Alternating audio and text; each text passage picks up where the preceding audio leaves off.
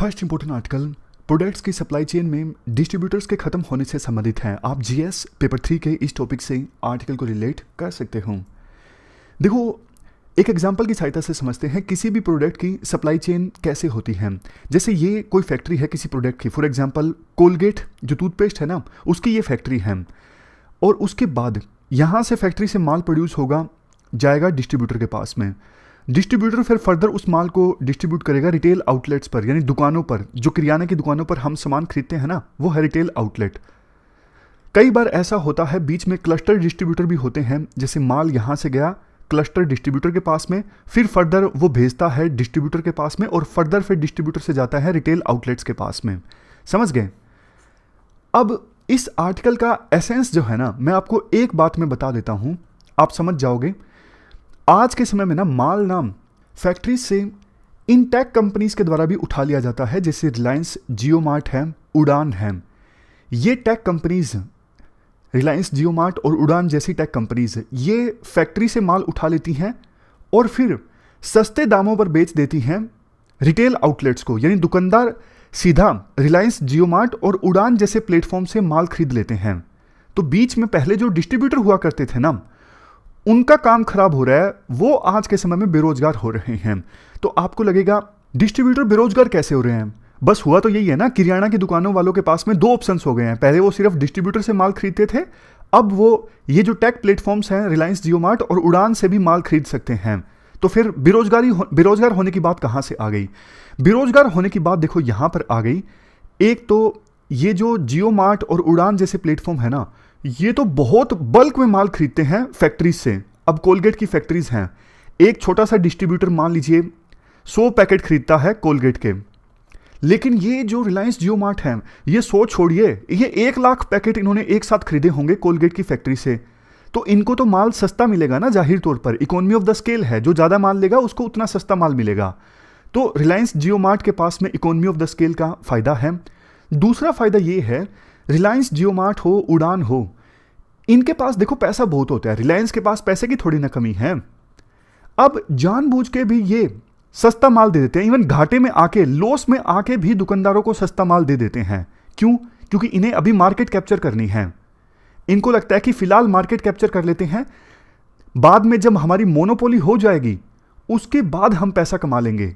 अभी तो किराना स्टोर वालों को आदत पड़ने दो, हमारी खरीदने दो उनको, जितना सस्ता हम माल दे सकते हैं उतना सस्ता देंगे। एक बार जब इन्हें हमारी आदत पड़ जाएगी और डिस्ट्रीब्यूटर फेल हो जाएंगे मार्केट में, तब हम फिर धीरे धीरे करके माल बढ़ा, धीरे धीरे करके प्राइस जो है वो इंक्रीज कर सकते हैं। जैसे मैं आपको एग्जांपल देता हूं रिलायंस जियो का। शुरू में देखो उन्होंने फ्री सिम दिए, उसके बाद इन्होंने थोड़ा बहुत रेट रखा, अब धीरे धीरे रेट इंक्रीज होता जा रहा है रिलायंस जियो के सिम्स का। क्यों? देखो इतनी सारी कंपनीज तो फेल हो गई, वोडाफोन आइडिया, इनका मर्जर हो गया, बची क्या? सिर्फ एयरटेल। तो ये होती है प्रीडेटर प्राइसिंग। मतलब ऐसी प्राइसिंग रखो कि आपके जो कॉम्पिटिटर है ना वो फेल हो जाएं, और जब वो फेल हो जाएं उसके बाद आप मनमाने ढंग से दाम तय करो। एविएशन सेक्टर में प्रीडेटर, जो ये प्रीडेटिंग प्राइसिंग है ना, काफी देखने को मिलती थी।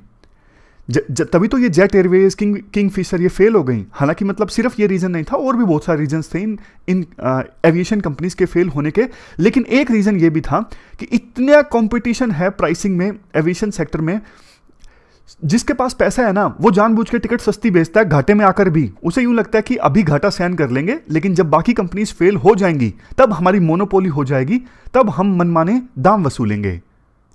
तो आप कंसेप्ट सारा समझ गए ना। अब यही बात आर्टिकल में ना कंटेक्स्ट के हिसाब से बोली जाती है। महाराष्ट्र में एक जगह है तालोड़, कौन से डिस्ट्रिक्ट में है? ये है नंदरबार डिस्ट्रिक्ट में। यहां पर ना जो लोकल स्टोर्स है ना, उन्होंने कोलगेट टूथपेस्ट को बायकॉट कर दिया। क्यों बायकॉट कर दिया? वही बात, क्योंकि जो कोलगेट है ना वो रिलायंस जियो मार्ट, उड़ान जैसे प्लेटफॉर्म्स को सीधा माल बेच रहा था, जिसकी वजह से जो डिस्ट्रीब्यूटर्स हैं वो फेल हो रहे थे। अब आपको लगेगा लोकल स्टोर क्यों फिर विरोध कर रहे हैं? क्योंकि वहां पे पर्टिकुलर जगह पे तालोड़ में लोकल स्टोर और डिस्ट्रीब्यूटर्स सेम कम्युनिटी से थे, तो उनको लगा कि डिस्ट्रीब्यूटर बेरोजगार हो रहे हैं तो इनका साथ देना चाहिए। समझ रहे हो? अब देखो एक चीज आपके मन में जरूर आई होगी, क्या कस्टमर्स को तो इससे फायदा होता है ना। अगर मान लीजिए डिस्ट्रीब्यूटर, यहां आगे पैसों का भी एग्जांपल दे रखा है, अगली स्लाइड पे आप देखिए। 100 ग्राम की टूथपेस्ट है कोलगेट की, एक रिटेलर यानी किराना स्टोर वाला बेचता है 55 रुपये में। अब उस किराना स्टोर वाले ने वो 55 रुपये की टूथपेस्ट डिस्ट्रीब्यूटर से परचेज की 45 रुपये में, और डिस्ट्रीब्यूटर ने वही टूथपेस्ट फैक्ट्री वालों से परचेज की 40 रुपये में। अगर मान लीजिए सीधा रिलायंस, जियो मार्ट और उड़ान जैसे प्लेटफॉर्म किराना स्टोर वाले को टूथपेस्ट 40 रुपये में बेच दें तो 5 रुपये का फायदा हो जाएगा किराना स्टोर वालों को, तो वो अपना प्रॉफिट कम कमा लेगा और कस्टमर को थोड़ा सस्ता बेचेगा। यानी अगर किराना स्टोर वाले सीधा माल अगर खरीदते हैं उड़ान और रिलायंस, जियो मार्ट जैसे प्लेटफॉर्म से, तो इसका फायदा तो कस्टमर्स को भी होता है ना, क्योंकि उन्हें माल सस्ता भी मिलेगा। देखो ये बात सच है, लेकिन क्वेश्चन ये उठता है ना, कितने समय तक सस्ता मिलेगा? उसे ये पॉइंट तो हमने ऑलरेडी डिस्कस किया ना। शुरू में सस्ता मिल भी जाएगा, जैसे रिलायंस जियो का सिम, लेकिन थोड़े समय बाद फिर ये प्राइस जो है वो महंगा कर देंगे।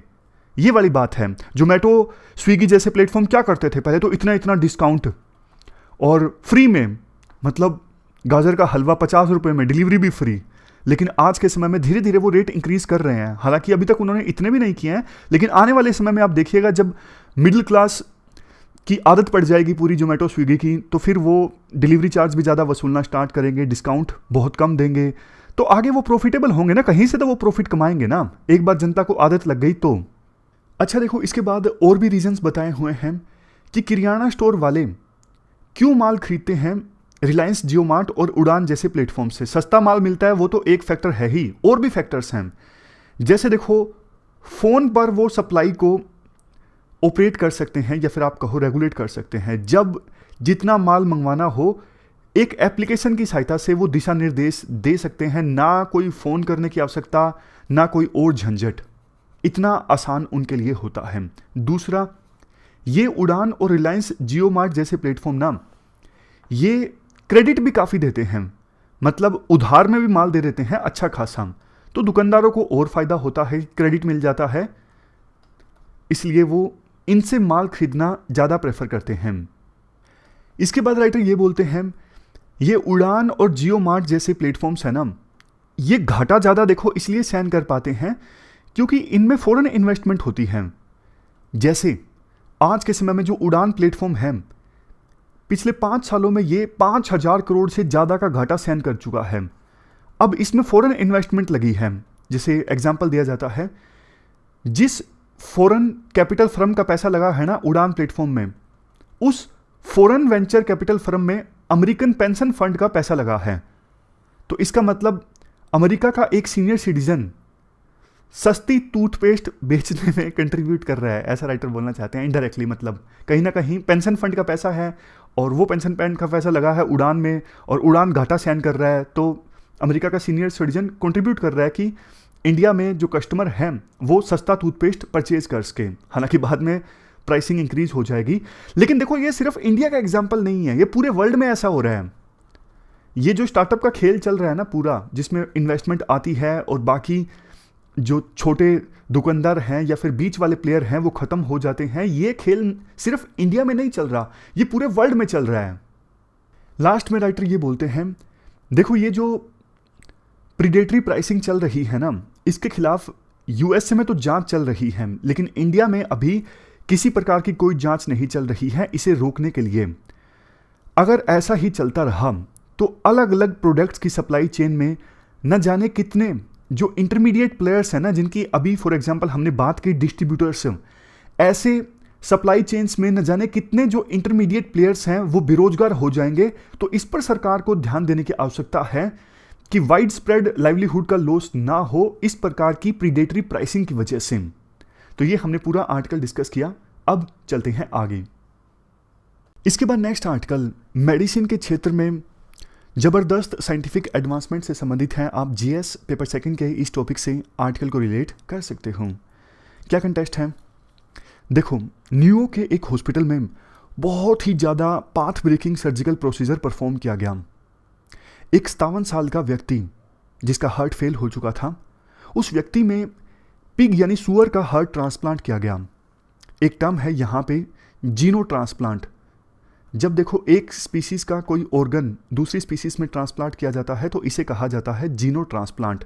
तो ये जीनो ट्रांसप्लांट का एक एग्जांपल है, क्योंकि पिग जो कि एक अलग स्पीसीज है, पिग का हार्ट जो है वो ट्रांसप्लांट किया गया है होम्योसेपियंस में यानी ह्यूमंस में। ये ट्रांसप्लांट देखो रिफ्लेक्शन है बहुत ही ज़्यादा असीम पॉसिबिलिटीज़ का मेडिसिन के क्षेत्र में।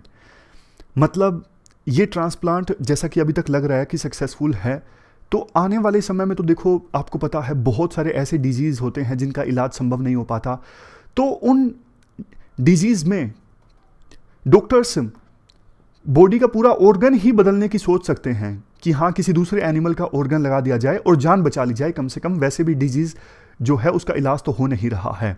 समझ गए क्यों राइटर बोलते हैं कि दरवाज़ा खुल गया है बहुत ज़्यादा पॉसिबिलिटीज़ का। इसके बाद आर्टिकल में ये बोला जाता है पिछले 100 सालों में देखो मेडिसिन के क्षेत्र में ना ट्रांसप्लांटेशन जो है ना यानी फेल हो रहे ऑर्गन्स को रिप्लेस करना, ये एक स्पेक्टेकुलर अचीवमेंट रही है और अभी ट्रांसप्लांट ज़्यादा हो रहे हैं, बहुत ज़्यादा हो रहे हैं।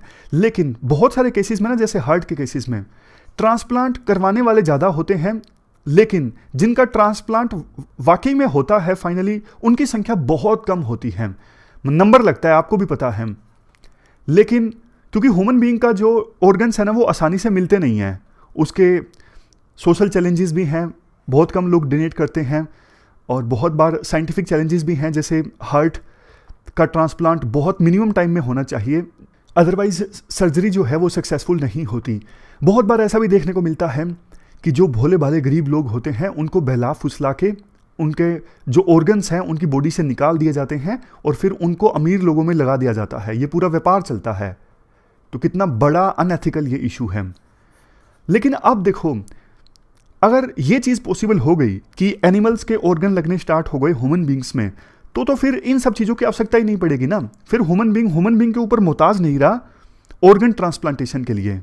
अब आगे आगे देखो ये देखने को मिल सकता है कि इवन कुछ हॉस्पिटल्स तो इवन ये भी इंश्योर करें कि बेशक एनिमल्स को मार दिया जाए, ह्यूमन बींग्स की जान बचाना जरूरी है।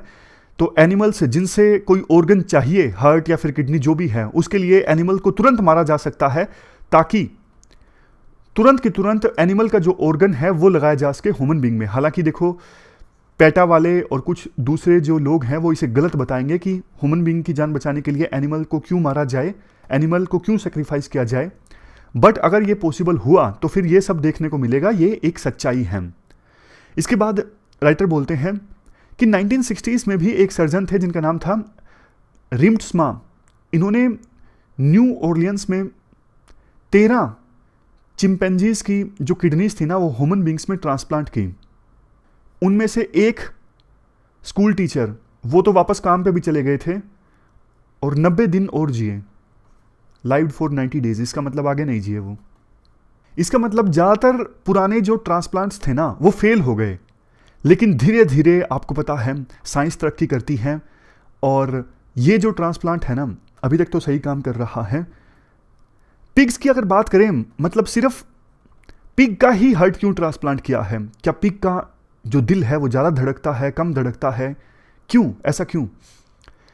देखो ऐसा इसलिए साइंटिस्ट पिग्स पे इसलिए फोकस कर रहे हैं क्योंकि वेस्टर्न वर्ल्ड में एक तो इस पर्पज के लिए, मतलब स्पेशली ऑर्गन ट्रांसप्लांटेशन के लिए पिग्स को पालना ये एक्सेप्टेबल माना गया है। दूसरे जानवरों को पालना फिर मारना उनसे ऑर्गन्स लेने के लिए, इसे एक्सेप्टेबल ज़्यादा माना नहीं जाता वेस्टर्न वर्ल्ड में। लेकिन पिग्स को मारना उनके लिए कोई बहुत बड़ी बात नहीं है। वो स्पेशल पिग्स को पाल भी सकते हैं अगर उनसे ऑर्गन्स चाहिए तो। एक तो ये चीज़ है। दूसरा, पिग्स जो है ना वो जेनेटिकली मॉडिफिएबल हैं, यानी उनको जेनेटिकली मॉडिफाई किया जा सकता है। इसका फायदा ये होगा पिग्स में जो जीन्स है ना वो साइंटिस्ट इस प्रकार से बदल दें कि कल को उनका ऑर्गन ह्यूमन बींग्स में ट्रांसप्लांट होता है ना तो कोई रिजेक्शन ना आए, ठीक से ट्रांसप्लांट हो जाए। उस हिसाब से उस पिग के जो जीन्स है ना वो बदले जा सकते हैं। तो जेनेटिकली मॉडिफिएबल है पिग्स, इसलिए साइंटिस्ट पिग्स को ज्यादा पसंद कर रहे हैं। हालांकि देखो कुछ कंसर्न्स हैं कि पिग से वायरस भी तो आ सकता है ना ह्यूमन बींग में, जैसे स्वाइन फ्लू है। तो राइटर ये कहते हैं इसके जवाब में, अब देखो इसके लिए भी साइंटिस्ट ने बायो प्रोटेक्शन और जेनेटिक मैनिपुलेशन का सहारा लिया है ताकि पिग से ह्यूमन बींग्स में वायरस ना ट्रांसफर हो सके।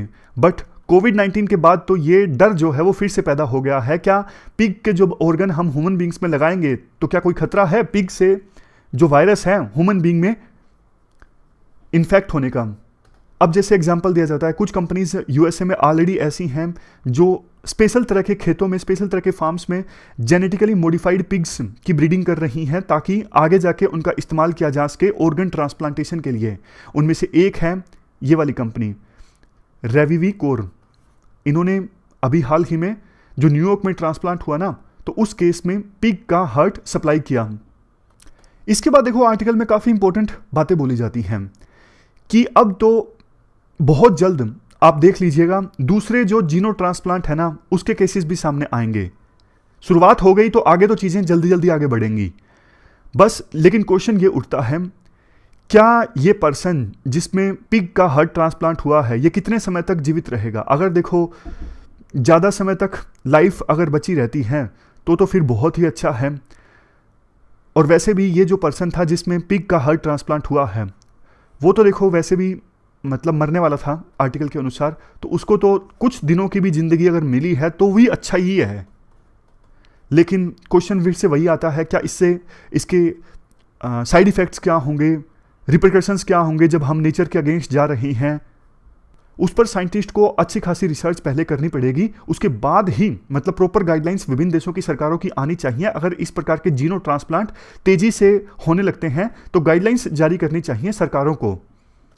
जब देखो न्यूयॉर्क में ये पिग के हार्ट ट्रांसप्लांट की खबर आई ना, तो एक लोकल केस भी याद आ गया। इंडिया में ना एक इसी प्रकार का केस एक सर्जन के द्वारा परफॉर्म किया गया था 1990s में।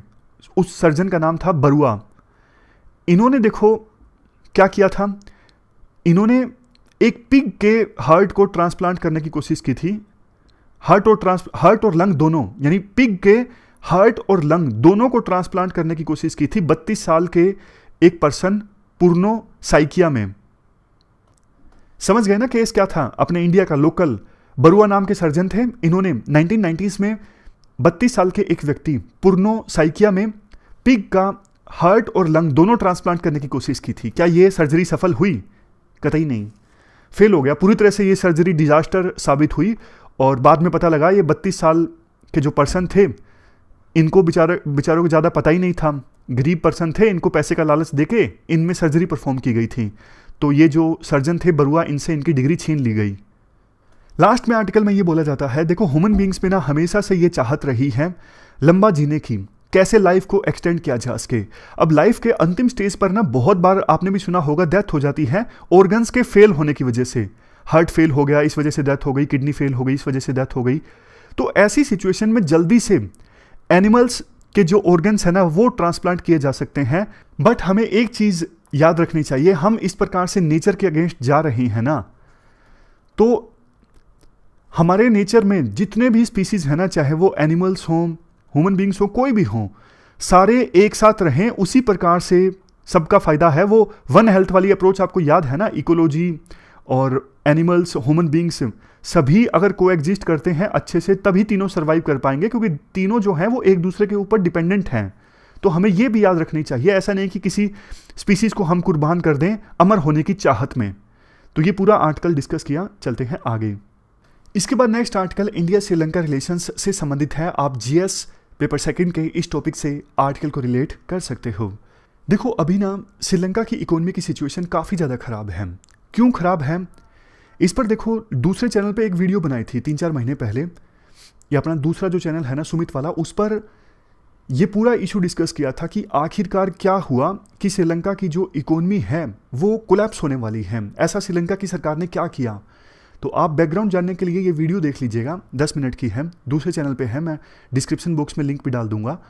बात ये है कि इनकी इकोनॉमी की सिचुएशन काफ़ी ख़राब है और हमारे देश के विदेश मंत्री एस जयशंकर ने श्रीलंका के फाइनेंस मिनिस्टर बासिल राजापक्सा के साथ सैटरडे को वीडियो कॉन्फ्रेंस के थ्रू बात की और ये विश्वास दिलाया कि आपकी इकोनॉमी कोलैप्स होने वाली है, डिफ़ॉल्ट करने वाली है। इस मुश्किल भरी घड़ी में इंडिया आपका सपोर्ट करेगा हर पॉसिबल वे में, चाहे वो देखो इकोनॉमी की बात हो या फिर कोविड-19 की महामारी से निपटने वाली बात हो, हर चैलेंज का सामना हम मिल के करेंगे, मतलब इंडिया आपकी मदद करेगा। इस हफ्ते अभी जो श्रीलंका के राष्ट्रपति है ना गोटाबाया राजपक्षे, वो पार्लियामेंट को, श्रीलंका की पार्लियामेंट को संबोधित करेंगे और बताएंगे कि उनके क्या स्टेप्स होंगे इस सिचुएशन से निपटने के लिए। अभी देखो श्रीलंका के पास क्रेडिट क्रंच बहुत ज़्यादा है, उनकी जो जीडीपी है ना वो नेगेटिव ग्रोथ रेट वहाँ पे देखने को मिल रही है कोविड-19 के कारण, क्योंकि श्रीलंका छोटा सा देश है, टूरिज्म पर चलता है, थोड़ा बहुत मसाले, टी, ये सब वहाँ से एक्सपोर्ट होते हैं, लेकिन आज के समय में एक्सपोर्ट काफ़ी कम हो गया है मसालों का। टूरिज्म कोविड-19 के चलते ठप है बिल्कुल, रेमिटेंस और फॉरेन रेमिटेंस आ नहीं रही है, इस वजह से फॉरेन रिजर्व जो है वो बहुत कम हो गए हैं। 2019 में फॉरेन रिजर्व थे श्रीलंका के पास $7.5 बिलियन। नवंबर 2021 में श्रीलंका के पास फॉरेन रिजर्व घट के हो गए हैं $1.6 बिलियन। और इनको ना 2022 में पुराना जो लोन लिया हुआ है ना उसकी $7 बिलियन की पेमेंट करनी है इंस्टॉलमेंट्स में। सोच के देखिए, 2022 में $7 बिलियन की पुराने लिए हुए लोन की पेमेंट करनी है, जबकि नवंबर 2021 में फॉरेन रिजर्व हैं सिर्फ $1.6 बिलियन। तो क्या करेंगे ये? तो ऐसी सिचुएशन में जो राजपक्षे गवर्नमेंट है ना उन्होंने बात की दोनों से, दोनों जो बड़े पड़ोसी देश है ना इंडिया और चाइना, दोनों से बात की। इवन चाइना के विदेश मंत्री तो श्रीलंका की यात्रा पर भी आए, क्योंकि श्रीलंका ने बहुत सारा लोन चाइना से लिया हुआ है। तो चाइना के विदेश मंत्री बात करने आए श्रीलंका के राष्ट्रपति से, कैसे चाइना ने जो आपको लोन दिया है वो हम रीस्ट्रक्चर कर सकते हैं। जैसे मान लीजिए फरवरी में इंस्टॉलमेंट जानी थी $500 मिलियन की, तो उसे घटा के कर दिया जाए $100 मिलियन। तो ये क्या हुआ? ये एग्जाम्पल है डेट रीस्ट्रक्चरिंग का।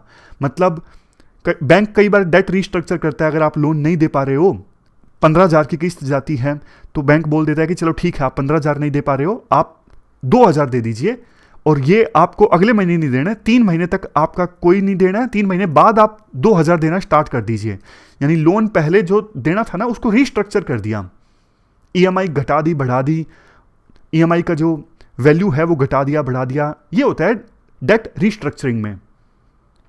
इसके अलावा देखो चाइना ने श्रीलंका को $1.5 बिलियन का करेंसी स्वैप एग्रीमेंट भी एक्सटेंड किया है। करेंसी स्वैप एग्रीमेंट मतलब जैसे चाइना श्रीलंका को पैसे दे देगा डॉलर में, बदले में श्रीलंका चाइना को पैसे दे देगा श्रीलंकन रुपी में, और बाद में जब श्रीलंका के पास फॉरेन रिजर्व इकट्ठे हो जाएंगे तो वो चाइना से डॉलर वापस ले लेगा, चाइना से अपना श्रीलंकन रुपी वापस ले लेगा और डॉलर लौटा देगा।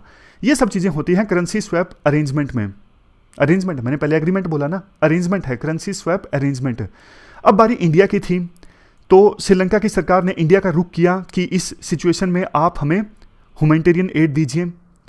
तो इसी वजह से जो हमारे विदेश मंत्री हैं S Jaishankar, finance minister Nirmala Sitharaman और श्रीलंका के फाइनेंस मिनिस्टर बासिल राजपक्षे, इन्होंने देखो एक 4 फ्रंट इनिशिएटिव लॉन्च करने की सोची है। होगा क्या इसमें?